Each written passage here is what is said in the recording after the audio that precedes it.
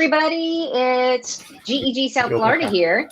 We have a huge, incredibly awesome presentation tonight from Minecraft. So my name is Robin Larrabee. I am a high school teacher in Palm Beach County, Florida. And I apologize for the dogs. I tried to run into the laundry room because, of course, they started barking as soon as we went live. So anyway, I would like to introduce to you Charlie, one of our captains. Yeah, Charlie, tell us a little bit about you. Hi, everybody. My name is Charlie Beatty. I am a kindergarten teacher at Marsh Point Elementary, and I also teach in Palm Beach County, Florida. I'm going to send it over to Danielle now. Ooh, you got it. What's up, guys? We're back again. Danielle Clark here, Learn Captain, GEG South Florida, also a 6th grade history and IT teacher at Verde K-8 in Palm Beach County, Florida. And I cannot express my excitement for tonight. I have completely forced friendship upon these people. I have completely slid into some DMs, and I'm not mad about it. So I'm so pumped, guys. We've got the Minecraft team here tonight, representing NCCE, and also just bringing us some really great tools that you can implement now, or you can kind of sit back and watch and then maybe implement when you feel a little bit more comfortable with the hybrid or virtual or Lord knows what kind of teaching you're doing right now. So we've got Susie Tinker here with Minecraft Education, Mary Elizabeth Pearson here with NCCE and Minecraft Global. She's a mentor. And then also Erin Maurer with Minecraft Global Mentor as well as NCCE. So Susie, take it away. Tell us about yourself and then pass it over to your team. Oh, thanks, Danielle. So fun. If anyone was going to slide into my DMs, I was glad it was you on Twitter. I'm on the Minecraft Education Edition team.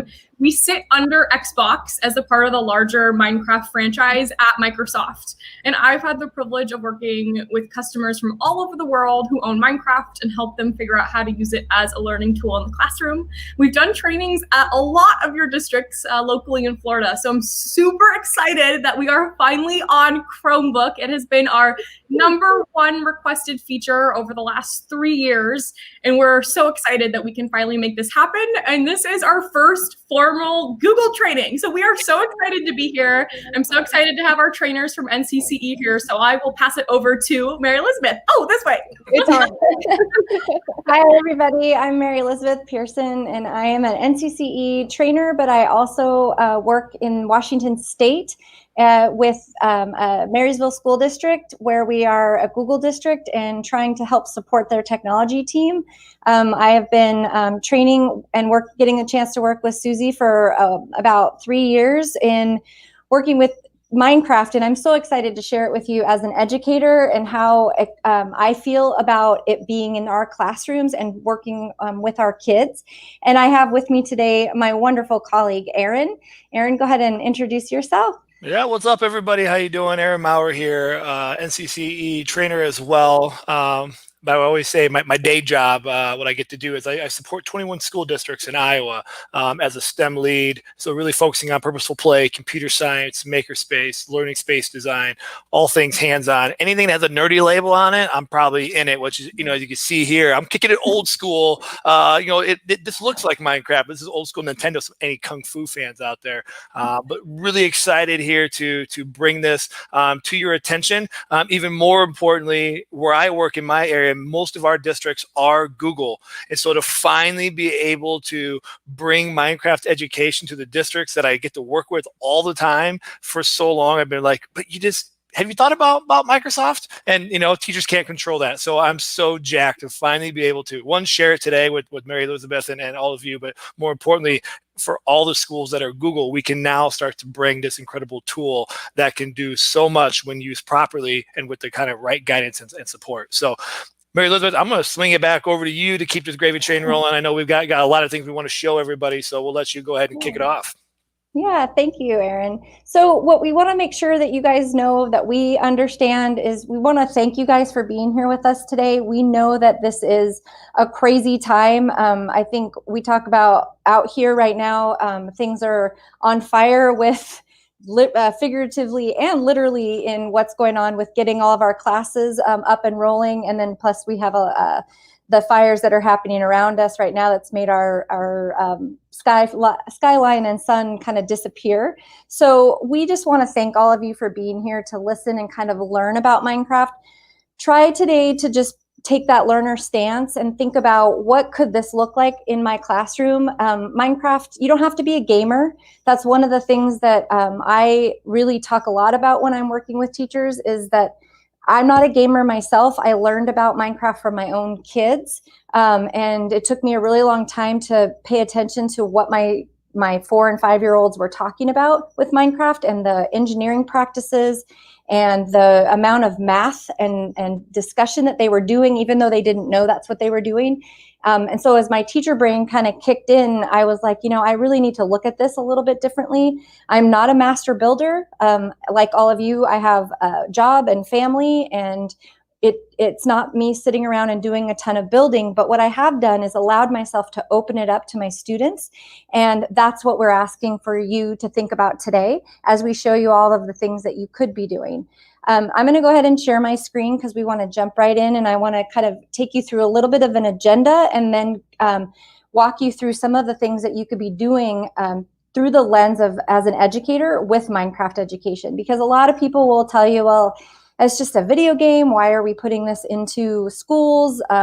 Or it's a fad and it will pass. And one of the things that we always say is that it's really not. It is something that is engaging to our students. And why would we not want to bring that into our classrooms to help our students connect to our content?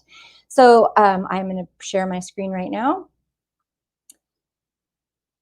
And you will see this PowerPoint here. So we're just going to talk about the welcome introduction and the what is Minecraft education and what are some of the features, some examples for you so you can see what examples will be showing, and capturing student learning in the game with some features that are specific to education because it is different than the consumer version. Explore some tips and tricks for you to share workout, and we'll specifically be focusing on some of those within Google Classroom. And then making sure that we talk about some extended learning. So feel free to please add your questions in the chat so that we can get you those answered for you in case we do not answer some of your questions. What we're going to talk about today, which I just went over those with the learning objectives, we always have to have learning objectives, right? We want you to have these things where you know where the classroom build challenges are. You know that it's a tool that can be used for learning. You have some ideas around sharing work in Google, and then what's available on the website for you to peruse later when you're ready to tackle this and take it on. Mary Elizabeth. Is it showing? Yeah, so we need to try and bring your screen back up. Uh-oh. Sorry about that, guys. The device that you're on, yeah. So you're just staring at me. We're just looking at you, girl. Sorry. Now you know teaching in 2020. Right? Miss, you're on mute. We can't Right, hear sure. you. I lost my connection. So there you go. There it is. Thank you so much for being patient. Yeah, thank you guys. Sorry about that. So this is what I was talking about, these learning objectives that we're always supposed to have up. So what is Minecraft? Basically just making sure that you understand that it's a game with no rules. It doesn't come with a set of instructions or objectives, and players can build and explore however they want to. And for us as educators, that can be really scary to us, but it's also how we can use it for whatever we want to use it for. Well, oftentimes we'll hear teachers say, well, I want to know exactly how this is going to work in my classroom. And one of the things that you need to kind of be thinking about on the other side of that is I often don't ever have to say, no, you can't teach that in Minecraft, because there is a way to figure out what is going to work for what content you're trying to get across. So knowing that it's really open, but there's a reason why it's so open. The Education Edition itself has special features that allow us to control it a little bit more for our students, allow us to use assessment features, getting them things in and out of the game for asking student questions and getting them to give us feedback, and then we can give them feedback as well. So Erin and I will both make sure that you see all of those features today. I also wanted to answer the question about, well, what can you teach with Minecraft? This is actually a screenshot of the in-game menu, and there's lessons around science, math, computer science, language arts, history, culture, art, and design, and those have been the standard that have been in the game. And what you'll notice now is there's also digital citizenship lessons and social emotional learning that goes along with this. So know that people will say this is the silver bullet of education, and it's not necessarily going to fix everything that we need it to have inside of education. But what's great is that it can also be a tool for social emotional learning. And I'll give you an example for that. My family and I just moved back from Mexico. We were working at an international school, and I had a Minecraft academy with students after school. And when we went remote, I came back to the States, and we had 3 months of remote academy because we needed to connect to each other. And that was one of the ways that the school wanted me to help connect with students. And so that wasn't specifically for our content, which we had tied to classrooms when we were there. It was really for connecting to students and helping them stay connected to me and to each other. And so you can use it in that capacity, which what a great way right now to use it to connect kids to each other, because they get really excited about their builds, and talking through their builds with each other creates that classroom community.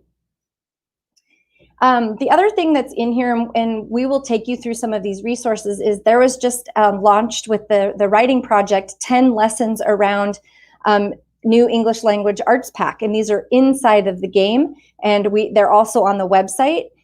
This is the blog post that I linked here that Aaron will probably, or we'll throw that in the chat for you, that are around the National Writing Project. So if you are working with that, so there's not a grade level situation here. It's kindergarten through 12th grade and even into higher ed. So knowing that these things exist for you, it's not you having to build and do all of this on your own. That's not what's being asked of you. And the Minecraft team and Susie's team has been amazing at listening to educators and have us be thinking through what we really need. And they've been very responsive. And this is kind of an example of one of those. So if you are an ELA teacher and you're working with mentor texts, you can see that there's a world built around this, I believe, and it gives you a description. And when I go into game, I will make sure you understand where these things are. But I just wanted you to kind of see a visual that it does have a description. It doesn't tie to specific state standards, because Minecraft is global and not everybody has the same standards at the same grade levels. They don't even have the same age groups in grade levels. So it always is by age, not by grade, if you're looking for specific lessons. Yeah, and Mary Elizabeth, too, before you get into this next part, I wanted just to share some of it. You hit on, I think, some really critical points that I think I just wanted to re-emphasize, because for those that are new to Minecraft, one of the things that makes Minecraft education so exciting, you use the word that the game is open. And I want to make sure that we at least spend a little bit of time talking about it. We're going to see it here when you demo the game here in just a second. But I know that can be a little intimidating. It can cause some anxiety in some of us educators, where, like, oh my gosh, like I don't know that I'm ready for the openness. And I think something that you're going to hear over and over again is, like, the more you use this and sample experiment, you're going to realize it's okay. And that's where, like, these lessons and stuff come into play. You don't have to reinvent things from scratch. There's been there's people who have put in thousands, in some places tens of thousands of hours into this game as a gamer, as an educator, as a creator, to kind of figure out how to create these amazing learning experiences. And I know even in my area too, there are some incredible social emotional lessons that are built in there within Minecraft. But to me, one of the biggest ahas I've had with Minecraft education when I work with educators or students is this: we also know that there are a lot of, like, quick little 10, 20 minutes kind of candy coated lessons that we are trying to figure out how to teach these vital skills. But the kids know that this is not really authentic. Like, we're just kind of working through this. And what Minecraft education does, it naturally builds in social emotional learning through all the things that they have to do. And you'll be able to see that. But to me, I think when it comes to that level, it's nice to have those lessons for those that need it. But the game naturally strengthens all those skill sets and really powerful classroom conversations, almost I'm going to say as a byproduct of what the game just naturally provides. And if you've watched any kind of sort of kid or adult play games, you watch how much goes on. So I just wanted to emphasize that. You mentioned that, Mary Elizabeth, and I just think it's so important for people starting out. Like, just take a deep breath when we say open, because you can also, get it to the point where you can have your first baby steps, but that's where the real power is. And for a lot of us, it's being vulnerable enough to let go and give ourselves permission for the openness. Absolutely, Aaron. And we talk about that all the time as trainers, as well as in our day jobs where we're working with educators. We talk a lot about that openness. And I feel like it's openness, not just of this game, but it's openness and willingness to, I always talk to my students about, when I was first learning how to play the game, they know all of the stuff about the game. If you talk to your own children, they will explain things to you that you're like I had a tree that I was trying to plant, and it was trying to plant it in sand. And my son is like, you can't plant a tree in sand. And I'm like, oh, thanks.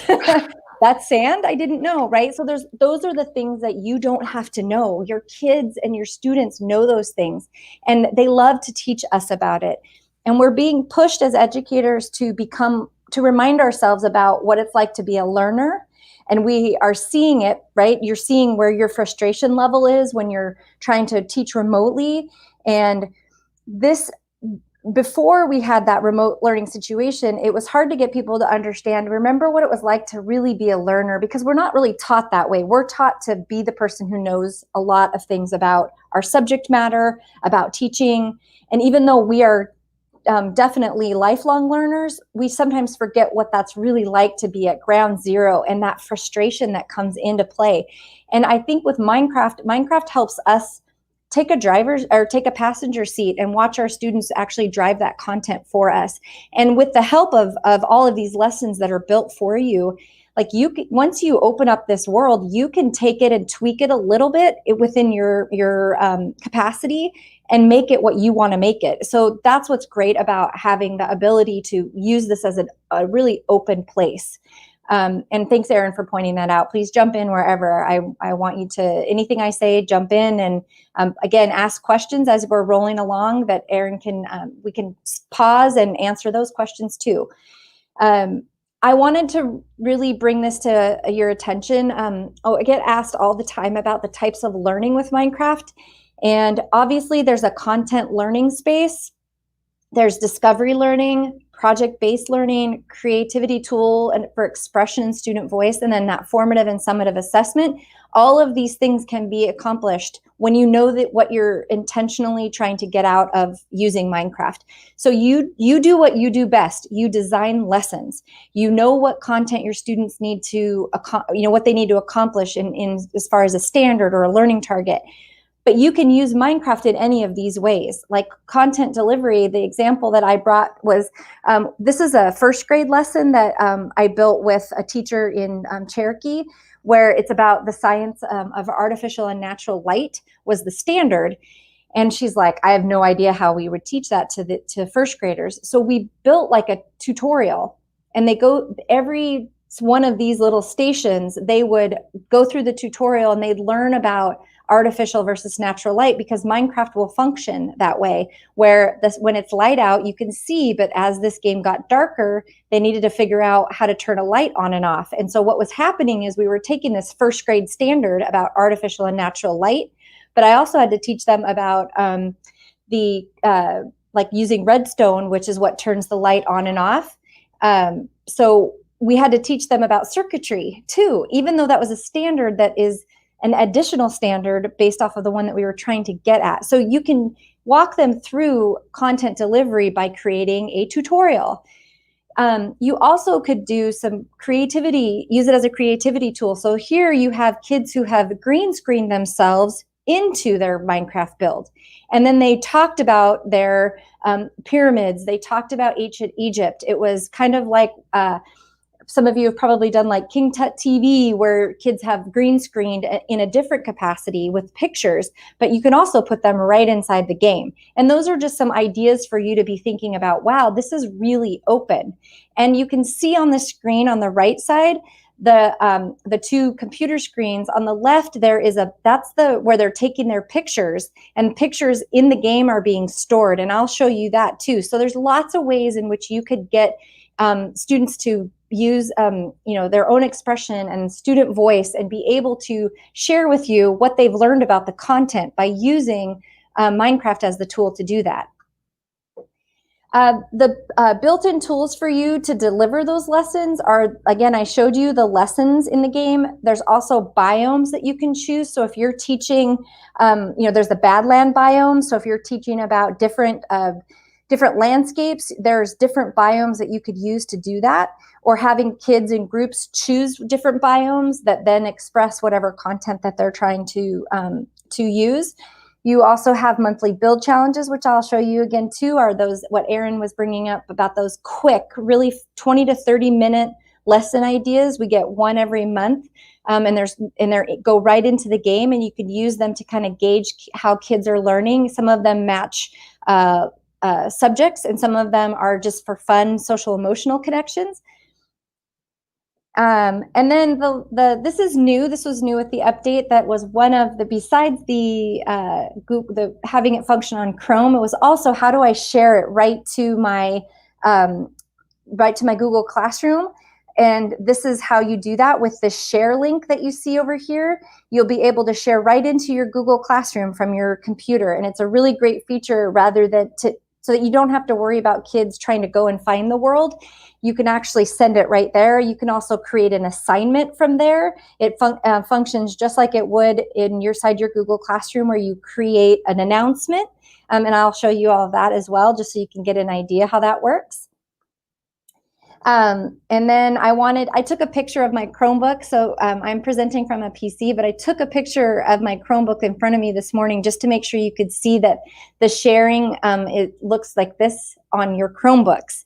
So some of you, I don't know what the configurations are. In our district, teachers have MacBooks and students have Chromebooks. And so sometimes those features can get off a little bit. So we need to talk with our students about, if I'm sharing my screen, what do you see on your screen? But the great thing about Minecraft is that it looks the same inside of the Chromebook as it does on your PC, laptop, or other laptops, iPads, things that you would use. Okay.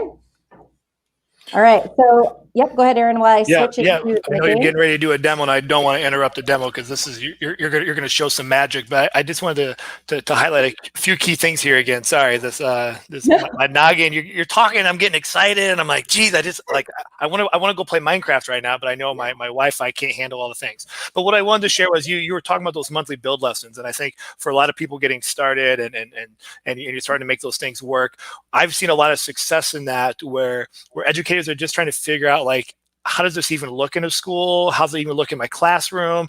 Maybe I'm not quite ready to move into standards, and because time is so precious, especially in the world that we're living in right now. But these monthly build challenges have been really great, where if you've got that, a lot of us have in our area, they're like these 20, 30-minute classes. They're not a homeroom where kids can go and either get support from teachers or some remediation, or they can kind of pick and choose other content areas. It's a great opportunity to kind of dab your toe in some of these things because the whole structure is created, but you can start and stop whenever. You don't necessarily have to all of a sudden think you have to have 20 hours into a build in order to get it done. You can be in and out, and I know, and we'll definitely share those resources at the end.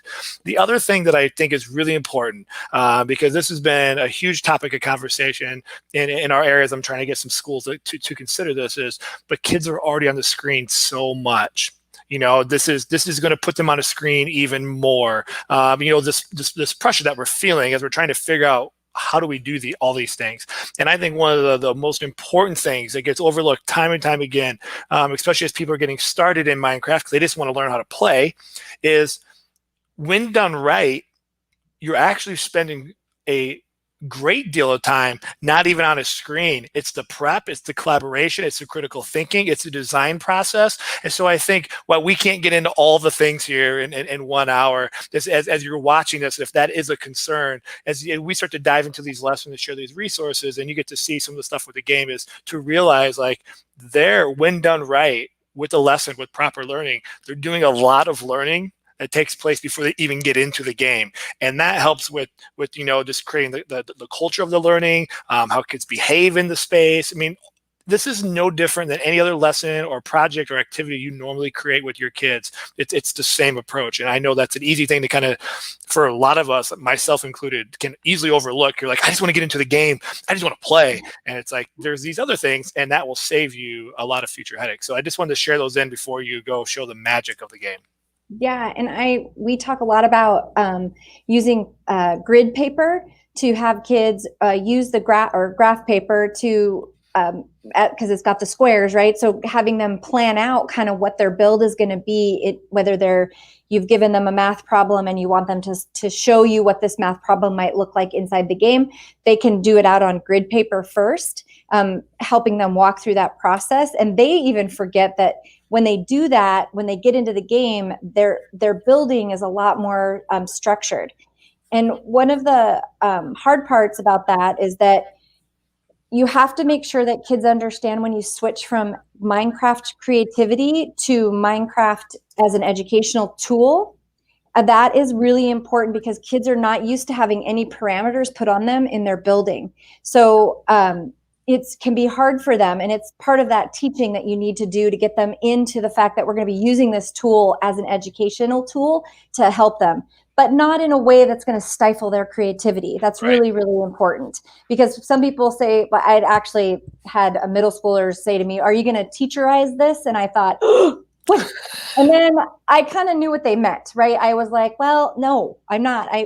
That's what I'm learning to do, because I'm not trying to control it, but you have to help me figure out how this is going to work for us. And because they really want to use it and they really care about what they're building. And if we can connect what they care about to our content, and they're both one and the same, it's just a magical place to be with students. And so if you get that and students want to just build whatever they want, I do a lot of opportunity where I'll give them a plan, but I make them, they'll say to me, like, there's one of the build challenges about biography, and they were supposed to walk through a museum and create kind of a guessing game on a person in history. And of course I get the question of, well, can I put trap doors in it? And I'm thinking to myself, why do you need trap doors in a biography? But I never told them they couldn't, because that's where their creativity comes in. You want to build that creativity. It's one of the 4 C's. And if they're still meeting the standard while they're being really creative because you don't know all the things Minecraft can do, then allow them that process. So as we're getting into the game, what you're seeing on my screen is the actual Minecraft game. You'll notice that my avatar over here is Mary E, and I'm the mad scientist. And this little hanger down here is what helps you change that. It is really important to let your students choose, as they click on it, they get to choose their skin. It's called a skin. It's important for them because it's that individuality, but it also, as they're building, let's say, a story setting, they could put themselves in the story by selecting a character. So if you have the opportunity to get into the game, you can follow along from here on out with me, or you can just watch this as that demo space. When you're choosing the skins, it's got the label. So you've got everyday heroes, developer packs, team up skins. And as you scroll all the way down, there's a lot more that pop up.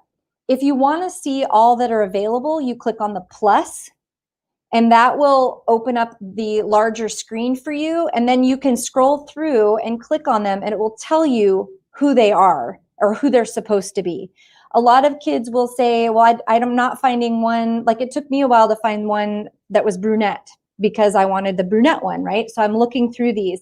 So the kids will want to go through and make their own, give them the opportunity to do that. I always give kids about 10 minutes to choose their skin. They press confirm, and then now that skin is changed on their main page, okay? That is important. Don't skip that part because you think it's a frivolous. It isn't. It's about individuality for students. The other thing you're going to want to note is settings. These are the game settings that will allow you to kind of look through and make this be something that's more accessible to the learner. So with keyboard and mouse hints, they can actually change buttons. So if kids have a touchpad that they're not comfortable with a touchpad, They actually can go in and change which buttons do what. They could use the keyboard. Very important. As adults, I will give you this tip. This sensitivity up here, I make mine way low. The sensitivity is as you're placing blocks, it will move really fast if you've ever watched kids play. And I can't have it go that fast because I make too many mistakes and then I dig myself in a really big hole. So I lower the sensitivity as far as I can. That's for me as the adult. Kids don't seem to struggle with that as much. It's kind of one of your tips for you. And then I always go down over here to video. Video is the main thing about video that you're going to want to know is as you scroll down here, there's this wonderful view bobbing here. And the toggles, if they're right, they're on. And if they're left, they're off. So think about right on. View bobbing is the bouncing that happens with your character. If you are motion sickness prone, make sure that you turn this to the left. So that's, again, 2 tips for you as an adult learner that you might want to investigate for yourself. The sensitivity and the view bobbing to help you walk straight instead of bouncing. And those, it changed for me once I was able to do that for myself. So those are just some main settings that will help you have a better experience as you're learning. And then you're going to click play. And you're going to go right into the space here that is the library of you've got view worlds. As you're starting, you won't see any worlds here. But as I work with worlds, they'll start to show up in my game. And you can see these are all the worlds that I've been working with. Some of them I've created. Some of them are lesson plans I've downloaded and have been looking at. And then I can also start a world from here. If you don't have any of these in here, it's because you haven't created a world yet. So we're going to come back to that. Then there's over here this view library. And I love the library. It's gotten better and better every year that it's come out. Again, thanks to Susie and her team for really listening to teachers and what we need to be able to feel confident and comfortable while still opening this up for our students. You have lessons, monthly build challenges, biome and world, and then how to play. So today, after you get rolling with your remote learning, when you have an opportunity to come back into Minecraft education because you're really interested, you're going to go to this how to play for me, and you're going to look at start here, and you have one small tutorial about movement, one small tutorial about place and break, interact, and then all of the features, the camera and portfolio, because after an hour today, you will not remember everything that I tell you that's here, but these are great places to start and learn how to move around in this game. So again, and it's really just to give you the opportunity to feel more comfortable and confident in how to play. But you don't need much more than this. You don't have to know, some of you will take it and you'll run with it. Some of you will just open it up for your kids and then you'll learn through them. So it's really about where your comfort level is. And then you have this education tutorial that after you've done all of these, you come into this education tutorial and you'll continue to work towards really gathering all the things that you need to feel better about, like being able to build this house or being able to talk with your kids more about what they're doing. My best teachers are my own children. They're not as nice sometimes as they could be, but they definitely teach me a lot about how to things that, like if I say, this isn't working for me, can you teach me how to do it? You also can Google it. There are tons of people out there who will help you. There's videos created.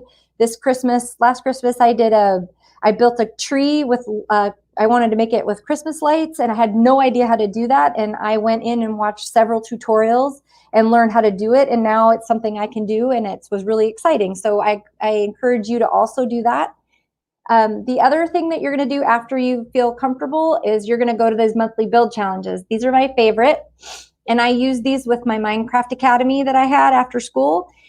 And I tried to tie them to the things that were happening during school. Like there's one in here called Museum of Me. And it was the very beginning of school. And there, you notice they're all alphabetical as I scroll down here. This Museum of Me right here is a great one to do in the beginning of school when you don't know your students very well. They build a museum that is all about themselves. Loved it. It was one of I had them for an hour, and they're built to be a 20 to 30 minute lesson. But I went in and we did it like for 2 days. We went through and created these museums. And so in the build challenges, when you click on one, so let's say this interests you, you're like, hey, that could be something I could start with because we're starting soon. You go into here and you'll see that there's create world, there's lesson plan, and then there's the share link, right? The lesson plan will link you out to the website. These used to sit on the website, but now all the build challenges are always inside the game. Okay, so you don't have to leave the game. So you have one of two options. You could tell your students, hey, go in, build challenges, find the Museum of Me and create the world and get going. Or you could look at the lesson plan, share it, like I said, inside as I click share link, share it in a Google Classroom and make it an assignment. And they can get to it that way as well, where they click on it and it will open right up into their game. For you, the opportunity to look through the description, the objectives, there's always objectives. Again, they don't always tie specifically to to state standards because it's a lot of states are doing these same things, but you know your standards well enough to know if this fits one of those. And then there's always the extensions, which we love our extensions because you always have the kid who in 10 minutes is like, I'm done. And you're like, okay, you're done. You look at it, it's great, but you want to give them more opportunity to continue to build their own skills. And so you have these extensions down here. Those are really great places for you to start as you're looking to build these in. They are not done by, if I click back here, they are unfortunately not done by age level for you. There's two reasons for that. I always think that I could use like the physics coaster that is on here is built for like a physics, students in physics class, but I used it with fourth graders. It's right here. I used it with fourth graders and had them actually build what they saw here, their own roller coaster. And then I had them talk about what would go behind actually building one, whereas the teacher who would use this in a physics course would be talking about the physics behind it. So don't be afraid of these being too elementary or too secondary. They really will fit whatever you need, okay? The modeling gratitude is a great one to do. If you click on that one and you open it up, this is about the sell opportunity for you. Some of them have videos that you could share with your kids, or it's a video for you to see if this is something that you want to share with your students. It always gives them a place to build and an example. So the build challenges are a great place for you to start your Minecraft journey, okay? Erin, I don't know if we're seeing any questions. Or anything that people want me to go over really quickly. I'm looking at the questions over on the left. Sensitivity, hopefully sensitivity is going to come from your settings if you're looking for how to bring that sensitivity down. Okay. Yeah, I haven't seen no questions yet. I know there's one educator excited as a social studies teacher seeing the light go off with a lot of opportunities. I just think, that's the beauty of this now is the amount of material that's been developed, that's been tested and used, and a lot of these lessons, a lot of these projects, if you search Google or social media, you will see a ton of examples. And that's one of the best things that I've done myself personally as I'm trying to learn to be able to support educators in the role that I do is I'll look up something that a teacher's interested in and I'll search for it on Twitter. I'll search for it in the channels and I'll find another teacher that's like jacked about what the kids were creating. And then I'll go reach out to that teacher like, hey, let's make this happen. Tell me what worked, what didn't work. The lesson says this. Did it take that long? Did it take longer? And I think, Mary Elizabeth, you talked about too, don't get so caught up by age levels. There's some lessons that you're gonna look at and be like, okay, yeah, a kindergartner can't do that. But how can you take the concept that you think is gonna fit and tweak it and level it? We like to have grade bands when we look at resources as educators, but also don't let that stop you from thinking kids can or can't do some of these ideas. That's where you use your professional skills, the things that you are excellent at as an educator, and you combine it with a platform like Minecraft to really create some powerful learning opportunities for all. Yes, and you'll see one of the community building pieces of this is you have students that are at different age levels who are amazing builders, master builders, and you don't necessarily know that. There sometimes can be some of our quieter students who don't share a lot, and once you introduce Minecraft, you witness this elevating of status of students who, you know, like I never answer their questions in class about Minecraft. I'm always like, who knows how to plant corn? Don't ask the oldest person in the room. And then 7 kids will be like, hey, yep, I know how to do that. And you can do that when you're even in a remote situation, being able to have kids help each other with those, especially inside of a Google Classroom. These are the lessons. I showed you these boxes that are all of the different categories of lessons. The lessons, so the difference between where the build challenges are short, 20 to 30 minute quick builds, but they are always in the game. The lessons are not all in the game at this point. They're coming, they're getting more and more added. But at the end of our time together, Erin will take you to the website to make sure you know and can do some filtering and searching by grade band or by, not by grade, by age. And you'll be able to kind of use those to help you narrow. But obviously, like we have social studies teachers and language arts and history and science and math. There's lessons in here that you can work with. So we show you this side, but we also show you the website for that, because you could check to see if the lesson is actually exists in the world exists inside of the inside of our lesson plan. Okay. So again, we've split them out into digital citizenship, social emotional learning. And it's really nice because you can kind of narrow to see what's available. And I know that on this call, there's tons of people who teach all different sorts of subject matter. So please spend some time here looking at lessons that fit what you might need to be doing and be able to see how someone has built a lesson. And then you can, again, you can take it, modify it, and use it in a different capacity. It doesn't have to always be used exactly as it is listed on the inside the world. So what we wanted to make sure that you had an opportunity to see is I'm going to actually do some building with you. It's not amazing. I'm only going to show you some basics so that, again, when you are done with this call and you've got your students working and you're comfortable and you are feel a little bit more confident in your remote teaching, then come back to this and say, okay, I learned these things, rewatch this part of the training and really think about, okay, this is how I place, this is how I break, to give you a better opportunity to go into those tutorials and have some kind of comfort level. Because I would say in my experience, the number one piece that trips people a little bit is they dig and dig and dig and dig, and then you can't get out of where you dig. So what I'm going to do is, if you are already using this in your classroom, then you know what I'm about to show. If you're not, just take a minute to kind of process what's going on here. So I want to show you how to start a flat grass world. So we're going to go to create new, and we're going to go to new. Actually, that's not what I want to do. I'm going to go back. We're going to start over. We're going to go to create new, and we're going to go to templates. So in your templates, you'll see a few templates. You should always see this blocks of grass. Some people start with like what I did in the beginning, where I was just going to jump into a world. That's where you can get yourself into trouble if you're new to Minecraft as an adult.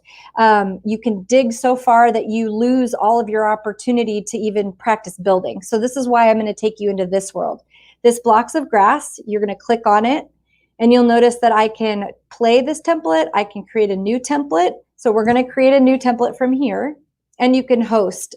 Just so you know, hosting is that you can get kids into a world together to do some building. You can be in a world with your kids to do some building. With the remote learning, you have to just try it to see if it'll work. And it could be, as you guys get all up and running, that we do another session. We could do a whole nother hour on how to host a world and what that means for kids all working together inside one world. What I'm showing you right now is if your kids were working independently in their own world. So you create new.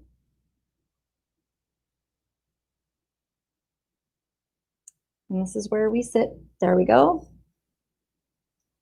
Okay, so this is where I could change the name of this. Always very important to do naming conventions, just like we do when we're sharing with our kids with papers, with documents.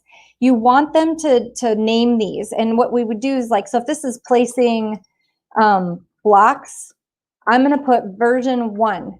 The reason behind doing version 1 on kid builds and having them have some kind of pattern is tomorrow I could go into placing blocks version 1 and I can do some work, and then my computer dies and it's for some reason it doesn't save my build.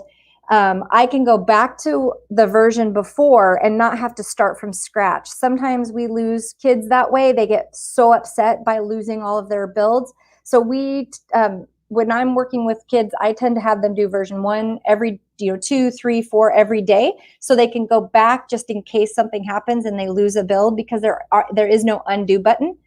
And they can some kids have a hard time coming out of that. So as an educator, I definitely would highly recommend that you create some kind of naming, whether it's the date, so they can go back and look at all their different builds. The other way I use that is for assessment. So I can see what their process has been. I also can hold them accountable for timing. What did you do today?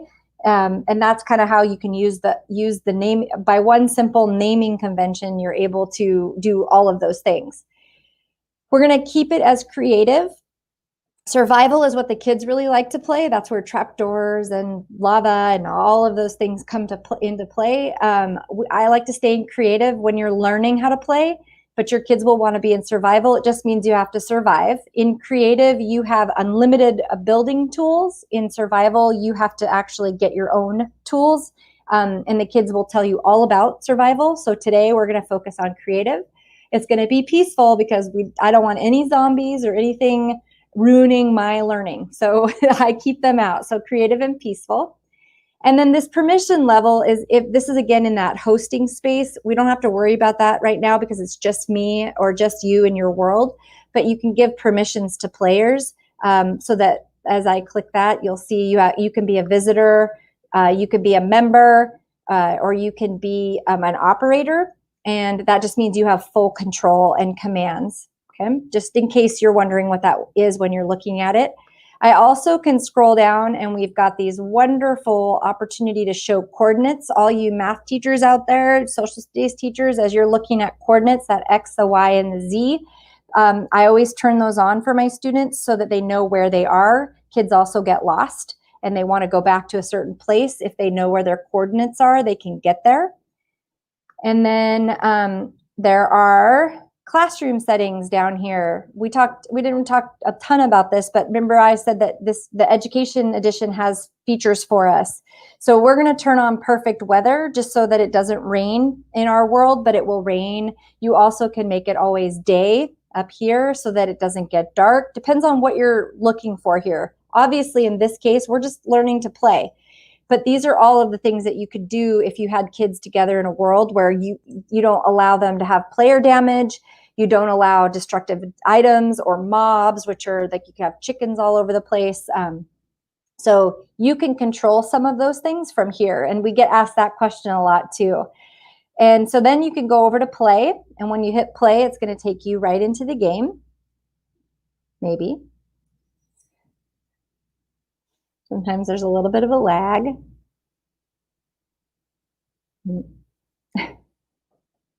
Any questions, Aaron, while this is actually going in? And we've got it's about 10 minutes. So I see that we're...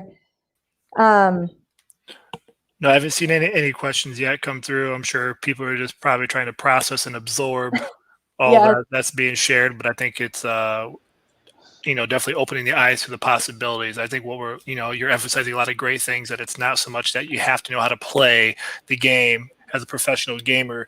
You just need to know how to use the tool in the context of what so many amazing educators do every day, and that is inspire, create wonder, and make sure that kids are learning along the journey that's needed. And so I think you no questions yet, which means you're doing a phenomenal job there, Mary Elizabeth. I know, I'm go excited. ahead. I love having the assessment tools and the accountability side built in. I guess it was the non-gamer in me not realizing that. So that's awesome. So you're good. I think we're okay on time. So Okay. going. Just We're gonna do a little- you guys are gonna have to bear with me here. It could be because I'm presenting, but it's just slow. It's not grabbing my world for me. So bear with me because I'm going to come out and back in, which is good for you guys to see how I do that. Okay. So I'm going to exit my game and then you'll see me type in Minecraft. This is again on my PC. It would be loaded on your console that could be pushed out to your Chromebooks. You go ahead and you open that up and it'll ask you to log in. You do have to have an Office 365 for Education account to get into the game. So make sure that you have that capability within your school district to use it on Chrome. Yeah, I'm so sorry. It's going a little bit slow. So Aaron, if your screen is up and ready, I might have you switch over. I can try here.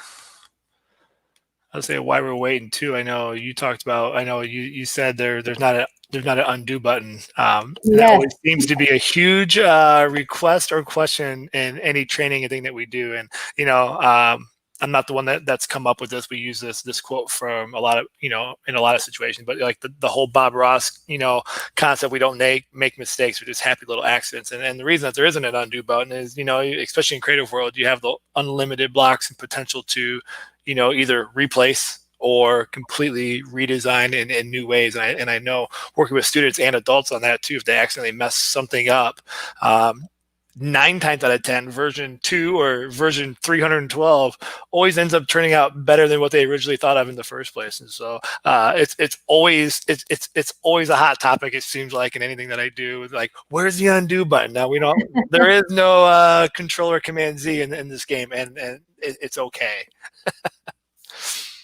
Right. And that we get that a lot in our trainings, definitely, where people will say to us, oh, why is there no undo button? Because we're used to that from technology, right? Now we can click and it goes outside and we don't have to worry about it. But that's something to be processing for yourself and with your students, that you can't undo, and it won't allow you to do that. But I think that gives our kids the opportunity where we talk about failure, that you're failing forward, right? Well, it's okay. Just let's create it again. I know it takes that time. And I'm totally apologizing to all of you right now. I'm not really sure what's happening. So Aaron, I can stop my screen if you have Minecraft open, and then you can share from here. It's just not cooperating with me. Yeah, and I'll get this loaded up too. I don't know why we're doing this. I don't know if this would be a good time, not to throw the other people in a hot spot here too, but talking about the opportunities of the teachers that we're really trying to address here with the opportunities of what they have. And so I could definitely, as I'm pulling this up here, but I don't know, Danielle or Sue, if you guys want to jump in and maybe address that, because I know if it doesn't come up here in live, it's going to come up somewhere. So this might be a chance to kind of answer this question that's probably going to come from a lot of angles. And here's your one shot to not have to do it 342 times maybe. Yeah. So Susie, I know we were talking about it a little bit when we first chatted about all of this, and we cover so many different districts with GEG South Florida. So that's the coolest part about finding trainings and bringing people as almost like just an exposure tool for Microsoft districts, Google districts, people that use Chromebooks, people that use just plain old desktops. So tell us a little bit, like, what are the offerings? Where do we get started? How do we start? Yeah, no, that's a great question, because all of our platforms are a little bit different. Right now, we're available on Windows, iOS, macOS, and now finally Chromebook. And where you can go grab all those apps is a little bit different. So with Chromebook, we are part of the managed Play Store. So as an educator, if your district does not have the managed Play Store available for you today, you cannot download Minecraft on a Chromebook, but it doesn't mean it's not available. So we need to work with your IT departments to enable that managed Play Store and push the app out to students so that they can also have access to it. I have worked with a handful of districts over the last few weeks in Florida with the IT departments to see how this is moving along. But if you want to reach out to your principal or IT director or tech coach and ask, how do I get Minecraft on my Chromebook? That would probably help help push that along. There's also a link in the chat that talks about how to get started with Chromebook. If your Chromebook is not a managed device, if it is not through the school, if you log in with a Gmail account, you can download it from the unmanaged Play Store. So that article walks through all of those different steps. And feel free to reach out to me on Twitter if you have any questions or you want help with me helping your district get started. I'm more than happy to. And my screen is showing. So I'm going to do this really quickly because I think it's important for you guys to see. And then I want to make sure Erin can run you through some of the resources that are on the website. So what I pulled, I pressed the E for inventory. You notice on the left-hand side of your screen, the buttons kind of tell you what is there for you to be able to do. So E is inventory.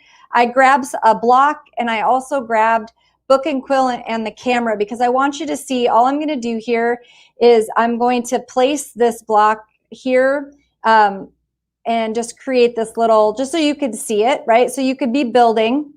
And then what we have, these features are so great. If I wanted to bring up my this book and quill, which is run by the numbers on my keyboard, or if you have a mouse, the roller ball will move all of your inventory items. So I clicked on number 2 to bring up this book and quill. And when I right click on it, maybe, there we go. I now have a space to write. So you could have your students you could use this in so many different ways. Think about how you could have them walk through their thinking. I built 3 blocks, super exciting, right? So you have them write what they built here this day, and it stays open until they sign it. You also have the ability, which I'm just going to close it for a minute, to take photographs. So we always talk about needing to get kind of that the stuff back out of the game for students. So I have a camera in my hand, and when I use it, it takes a picture of my build. I also can turn around, super important for all of our kids, because we are the selfie generation. I can turn around and put my cursor down on the ground here, place the camera, and it's an old-time camera, and when I click on it, it takes a picture of me. You'll see that flash. And there I am. I can take my selfie in front of my build. And then when I go back into my book and quill, now I can actually click on this little pencil and I can bring up the pictures and I could say, here's my amazing build. I know you guys are super impressed. And then I can write about it. So the opportunity to be able to export this into your Google space, into your Google Drive or your classroom, it will come as a PDF with the text and the picture. It doesn't look like this fancy book, but it's actually on the same page. So you could get information back out from the kids. And I love what Danielle said about the fact that I hadn't thought about this as a way to get assessment. I hadn't thought about it as a way to really think about what I could get from my kids in their learning and being able to help them learn. If this was a math problem and you had 2 times 3 and they used those blocks to show you that, they could write about what they felt in that, why they built the way that they did. So those are only a few of the features that we had. I want to make sure you saw those 2 because those 2 are really important for us as educators, and that you can get that all out of the game. So I'm going to stop sharing my screen, or Erin, actually, I have the website up, and I'll drive while you talk. Sure. Yeah. So while that's moving over here real quick, we just have some resources we want to make sure that you are aware of. And hopefully by now you know that there's a lot of help and support, whether it's online or anywhere you need to go. There's the Minecraft Education has everything you need. So real quick, if you're going to look for lessons here through the website, we're here on the main page, education.minecraft.net. You pop on down to find a lesson, and you're just going to see a variety of different ways to go about doing this. One, it kind of pops you through here with what they call the subject kit. So if you're looking by subject specific, you can find things that way. There's also the filter, and so just if you click that search all lessons and you want to go ahead and just see what's all there, and you can filter to your heart's content. You can, and there's always things being updated and populated all the time. As we scroll down here a little bit, you can see you can search by keyword. You can go by grade level. There's already some other further keywords. You can just literally click on there in the teal blue blocks, and you can go by country. there is a filter for anything. I mean, this is the world that we live in. And so you can, by general search as well as finding, specifically what you need when you need to. And so I think, where to download the support documents, all the things that are needed are available on this website for you. But we had talked about earlier about how to find those lessons, and you can do it that way. So even if you don't have Minecraft installed right this moment, but you just want to look at lessons, see how things are structured, see what people are doing, the website is a wonderful opportunity, again, to kind of dab your toe in there and see what this game's all about. And I guarantee if you start clicking and looking through some of these worlds and these lessons, you're going to be like, okay, let's giddy up. Let's get this show on the road. So I think that's really important. And so, is there anything else on there, Mary Elizabeth? I know we've got some slides that had some just additional resources. Maybe we pull those slides, or maybe we just put those in later for people to check out. But there's stuff there that's available for you just real quick. I know we're running a little short on time here of information on what to do with remote learning. As we're all adjusting literally by the minute anymore, whether we're all online or hybrid or face-to-face, Minecraft education works on all those levels. So this is not something that you're going to try to figure out, and then as your districts or schools shift, this doesn't have to shift along with it. It moves pretty seamless once you get it up and running. So there's some great resources there. The Microsoft Educator Center has a wonderful kind of learning progression of different courses to take to kind of walk you through it for those that need that kind of, I'm going to call it a lockstep. It's wide open in your building and availability and all the tutorials that are in the game. But sometimes, I like paper. I like to take notes. I like to feel like I'm in a course, and that's what that's there for. All the social media is right there for your heart's content. Even Pinterest boards. It's even on Pinterest. I mean, come on. What more do you need? Right next to your casserole recipe, you can learn how to make a casserole in the in Minecraft. And then the other resources we have in here is just stuff really specific to the Chromebook. I think that's on the next slide there, Mary Elizabeth. And these are just some things as getting you exposed to the updates the update that's available if you want to learn just more about what it all is, what's new in it, kind of how to get started, what it looks like. I mean, all those things are some resources there for you to go ahead and find. And then finally, if any of you are in the esports, Minecraft education has now entered that realm. It's just a matter of time. And there are some amazing people behind us that have created some worlds, some challenges, and you can get going in esports, which is incredible. If you're into that, it's always trying to, it's been a struggle for a long time outside of high school, is trying to find a game that would engage kids that also doesn't get you in trouble with all the things you need to be aware of with school when we're talking about middle school kids or younger kids and high school too. So this is a great opportunity, and it's catching a lot of buzz. These worlds and challenges are crazy cool. And so if you're in the esports or considering it, it's just another win. I mean, just add another check mark to the box of what the Minecraft education team and the community is doing to make this game. It's more than a game. It's a game, it's engaging, but it's also allowing us to achieve the things we need to achieve in education. Yes, and don't be afraid to use it with kindergartners. Don't be afraid to use it with high schoolers.